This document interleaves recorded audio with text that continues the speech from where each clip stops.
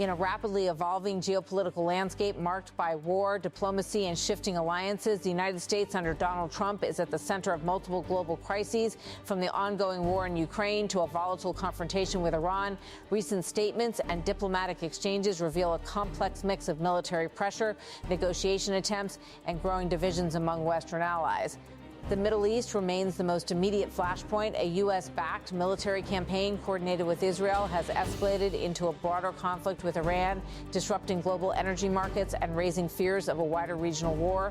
Reports indicate that the United States has paused planned strikes on Iranian energy infrastructure to allow diplomatic efforts to proceed, while simultaneously warning Tehran to engage seriously in negotiations or face escalation. Iran has rejected key ceasefire proposals, keeping the situation volatile and uncertain. Against this backdrop, European leaders have been working behind the scenes to reduce tensions and open diplomatic channels. Germany's leadership has taken a cautious but proactive stance, emphasizing diplomacy over military escalation. In a recent exchange with the U.S. president, Germany signaled both concern and willingness to assist in mediation efforts across the region. Speaking about the conversation, the German leader said today he would postpone that once more by 5 days. This delay, he suggested, creates a window for renewed diplomatic engagement with Iranian leadership. He further emphasized Germany's willingness to act as a facilitator.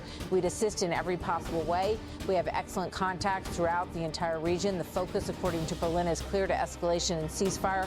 We work together and also do everything we can together to achieve a ceasefire in the region as quickly as possible. However, officials acknowledge that such efforts remain complicated by multiple actors, including Israel, whose consent is seen as essential for any ceasefire framework. At the heart of the geopolitical debate is a controversial framing of global conflicts by President Trump. Responding to remarks by Germany's leadership suggesting that the Iran conflict is not Europe's war, Trump drew a direct comparison with Ukraine. That's why when I heard the head of Germany say this is not our war about Iran, I said, well, Ukraine's not our war.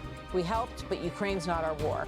This statement reflects a broader shift in U.S. rhetoric, one that questions long-standing assumptions about shared responsibility among Western allies. Trump doubled down on this perspective, describing the Ukraine conflict as geographically distant and strategically limited in its direct impact on the United States. We think we have a chance of getting it done, but it doesn't affect us thousands of miles away. Such remarks have raised concerns among European leaders, particularly as the war in Ukraine continues to demand sustained Western support. Despite diplomatic efforts, the war between Vladimir Putin and Volodymyr Zelensky remains one of the deadliest conflicts in recent history. Trump highlighted the human cost in stark terms. 25,000 people died last month, mostly soldiers. He described the conflict as unprecedented in modern times. Nobody's seen anything like it since World War II. At the same time, he pointed to deep personal animosity between the two leaders as a major obstacle to peace. There's tremendous hatred between President Putin and President Zelensky. While suggesting that tensions may be easing slightly, Trump acknowledged that achieving a resolution remains difficult. The Iran conflict has also exposed growing fractures within NATO, formerly known as the North Atlantic Treaty Organization, particularly regarding military involvement. Several European nations have resisted joining U.S.-led operations against Iran, citing legal, political, and strategic concerns. Trump has openly criticized these allies, questioning their commitment and raising doubts about the future cohesion of the alliance. At the same time, international discussions among major powers have struggled to maintain unity amid diverging priorities.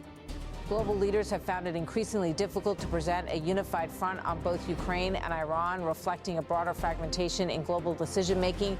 Amid these tensions, questions have arisen about the allocation of U.S. military resources. Reports suggest that weapons originally intended for Ukraine could be redirected to the Middle East. Trump responded candidly to such concerns. We do that all the time. We take from one and we use for another. He emphasized the scale of U.S. military stockpiles and global deployments, noting that resources are frequently shifted based on strategic priorities. At the same time, he criticized past U.S. aid to Ukraine. Biden started and he gave $350 billion away, too much. In contrast, Trump described his current approach as transactional. We sell it now to NATO. We get paid for everything that we give. Despite aggressive rhetoric and military posturing, both the United States and its allies appear to be exploring diplomatic pathways. Indirect negotiations with Iran are ongoing, though progress remains uncertain. Germany and other European nations continue to advocate for ceasefire efforts, emphasizing cooperation and dialogue. Yet the situation remains fragile. One of the most critical pressure points is the Strait of Hormuz, a vital global oil route where rising tensions have already begun to impact international markets. What emerges from these developments is a picture of a world in transition, one where traditional alliances are being tested and geopolitical assumptions are being redefined. The United States is recalibrating its role, balancing military power with economic leverage and selective engagement. Europe, meanwhile, is navigating a delicate path between supporting U.S. initiatives and asserting its own strategic autonomy. At the center of it all are two defining conflicts, Ukraine and Iran, that are reshaping global politics in real time. From Washington to Berlin, from Kiev to Tehran, leaders are grappling with a new reality defined not by clear alliances or predictable outcomes, but by complexity, competition, and constant change.